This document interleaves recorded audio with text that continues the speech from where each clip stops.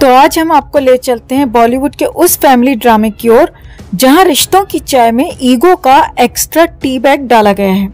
जी हाँ, हम बात कर रहे हैं कृष्णा अभिषेक और उनकी प्यारी मामी सुनीता आहूजा की।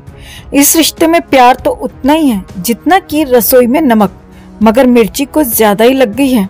अब सुनीता जी का मानना है कि कृष्णा और काश्मीरा से मेरी नहीं बनती। अरे भाई, ये कोई नई बात तो नहीं है। सुनीता जी ने ये भी ऐलान कर दिया है कि कपिल शर्मा के शो में वो तभी वापस जाएंगी जब कृष्णा और उनकी बीवी वहां से फुर हो जाएं। मतलब साफ है, मामी का नकली हंसना केवल तब शुरू होगा जब भांजा दूर दूर तक नजर न आए। अब आते हैं कृष्णा की ओर, जिनकी हरकतों ने उनके मामा गोविंदा और मामी सुनीता का ब्लड प्रेशर बढ़ा दिया है। मगर हमारे प्यारे कृष्णा का दिल आज भी मामी के लिए धड़कता है। मामी को मुझसे गुस्सा करने का पूरा हक है। ये बात कृष्णा ने कुछ इस तरह कही जैसे कोई क्लास का शरारती बच्चा प्रिंसिपल से कहे कि सॉरी मैम, अगली बार ऐसी गलती नहीं होगी। अब भाई, मामी भले ही शो में ना आए, लेकिन कृष्णा का मानना है कि रिश्तों में खटास तो होती है, मगर मिठास भी बरकरार रखनी चाहिए। और इसी मिठास में शायद एक दिन मामी मान ही जाएंगी, लेकिन तब तक कृष्णा की चुटकुलों का सफर जारी रहेगा। सुनीता आहूजा ने भी अपने सिद्धांत कड़े कर दिए हैं। एक बार जिसने मेरा दिल दुखाया, मैं उसे कभी माफ नहीं करती। अरे वाह, मामी जी ने तो इस फैमिली सागा में फुल टेंशन डाल दी है। यानी कि अगर कभी कोई सुनीता जी से भिड़ गया तो भाई साहब समझो वो रिश्ते का फ्यूल खत्म हो गया और गाड़ी रुक गई। अब उन्होंने साफ कहा है कि जब तक कृष्णा शो में रहेंगे वो कपिल शर्मा के सेट पर कदम नहीं रखेंगी। मतलब अगर आपको सुनीता जी का हंसता हुआ चेहरा देखना है तो पहले कृष्णा को शो से निकालना पड़ेगा। देखिए, ये है भाई साहब फैमिली ड्रामा का असली मास्टर क्लास। तो दोस्तों, अब आप बताइए, इस मामा भांजी की मुठभेड़ में आप किसके पक्ष में हैं?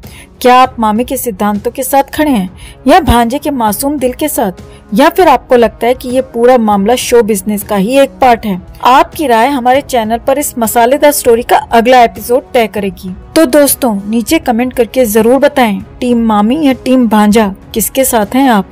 और वीडियो को ज्यादा से ज्यादा लाइक और शेयर कर अपना प्यार और सपोर्ट भी जरूर दिखाएं।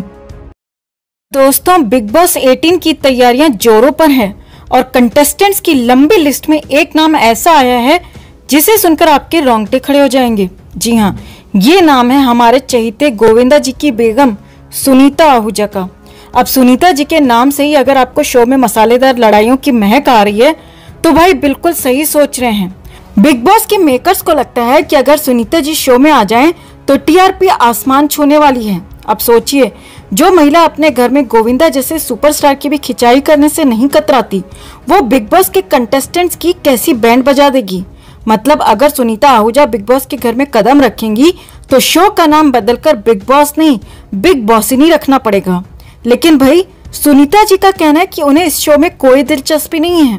वो कहती हैं, अरे भाई, क्या आपको लगता है कि मैं जाकर बिग बॉस के घर में झाड़ू पोछा और टॉयलेट साफ करूंगी? मेरा काम है बहस करना, घर के काम नहीं। भाई, सुनीता जी ने साफ कर दिया कि वो तो सिर्फ लड़ाई के लिए बनी है, काम वाम उनके बस की बात नहीं। अब जरा सोचिए, सुनीता जी अगर घर में होती तो क्या धमाल मचता। सुबह सुबह उठते ही किचन में हंगामा, अरे ये दाल कौन बना रहा है, मेरे तरीके से क्यों नहीं बना रहे। दोपहर में किसी बेचारी कंटेस्टेंट की इतनी खिंचाई हो जाती कि वो खुद कह दे, बिग बॉस मुझे बाहर निकालो। और रात में तो पूरा घर सुनीता जी के हाई वॉल्यूम डायलॉग से गूंज उठता, तुम्हारी औकात क्या है मुझसे बहस करने की।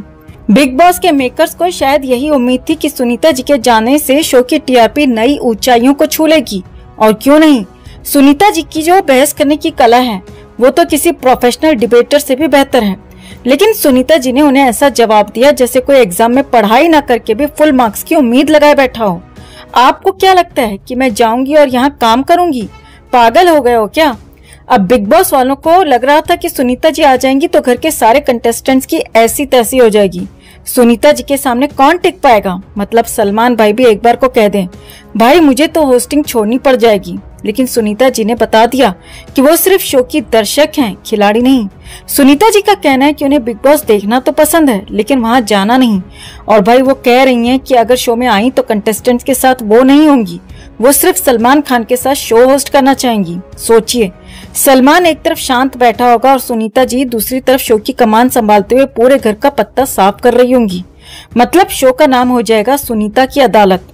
सुनीता जी ने यहाँ तक कह दिया कि अगर उन्हें कॉफी विद करण का इनविटेशन मिला तो वो वहाँ जरूर जाएंगी। अब सोचिए, किरण मौसी और सुनीता आहूजा एक साथ, करण जौहर की कॉफी ठंडी पड़ेगी और सुनीता की बहस गर्मा गर्म रहेगी। तो भले ही वो शो में नहीं जा रही हैं, लेकिन उनकी एंट्री होती तो समझ लीजिए हर एपिसोड में धमाल मचता, टीआरपी की गारंटी और कंटेस्टेंट्स की तबाही। लेकिन सुनीता जी ने साफ कह दिया है कि वो सिर्फ लड़ाई लड़ने के लिए बनी है, टॉयलेट साफ करने के लिए नहीं। तो आज हम लेकर आए हैं आपके लिए बॉलीवुड की खिचड़ी लव स्टोरी, जहां एक तरफ है कपूर खानदान की शान और दूसरी तरफ बच्चन परिवार के अंडररेटेड दामाद निखिल नंदा। जी हाँ, वही निखिल नंदा जिन्हें आप शायद भूल गए होंगे, क्योंकि बच्चन परिवार ने तो इन्हें पूरी तरह से नजरअंदाज कर रखा है। आइए हम इनकी दिलचस्प, थोड़ी रहस्यमयी और काफी फिल्मी कहानी खोलते हैं। तो जनाब निखिल नंदा का परिचय इतना सीधा साधा नहीं है। राज कपूर के नाती, ऋषि रणधीर कपूर के भांजे, करिश्मा रणवीर के कजिन और अब बच्चन परिवार के दामाद। अब आप सोच रहे होंगे, वाह, कपूर और बच्चन, क्या मैच है। लेकिन रुकिए, यहाँ से शुरू होता है असली सस्पेंस। कपूर खानदान के ये चिराग, जिन्हें आप शायद फिल्मी पार्टियों में मिस कर जाते होंगे, क्योंकि ये खुद को बॉलीवुड से ऐसे दूर रखते हैं जैसे बच्चन परिवार ऐश्वर्या राय को। अब ये दूरी क्या है, इस पर हम आगे बात करेंगे। अब आते हैं इनकी मोहब्बत की कहानी पर। एक शादी में निखिल साहब की नजरें श्वेता बच्चन से टकराईं और बस तीरे इश्क सीधा दिल के पार। एक नजर में तय कर लिया, श्वेता ही बनने वाली हैं इनकी बेगम, और फटाफट 1997 में शादी भी कर ली। बच्चन परिवार में तो जैसे शादी और संपत्ति के मामले बिजली की तेजी से होते हैं, लेकिन ये क्या, शादी के कुछ साल बाद श्वेता जी दिल्ली छोड़कर मुंबई आ धमकी।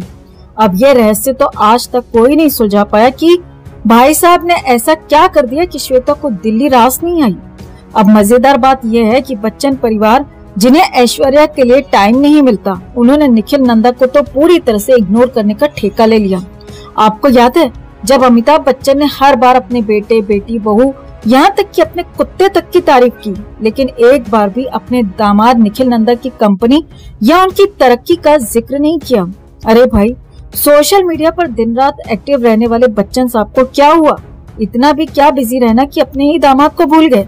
और रही बात श्वेता जी की, उफ, उन्होंने तो निखिल के साथ एक भी क्यूट कपल फोटो तक पोस्ट नहीं की। सोशल मीडिया पर तो जैसे निखिल एक इनविजिबल मैन हो गए हैं। जया बच्चन से तो खैर उम्मीद ही मत रखिए, उन्हें तो पब्लिक में दिखने और सिर्फ कैमरा और पत्रकारों से लड़ाई करनी है। अभिषेक बच्चन, वो तो अभी खुद अपने करियर से लड़ाई कर रहे हैं, निखिल को तो सपोर्ट कहाँ से करेंगे।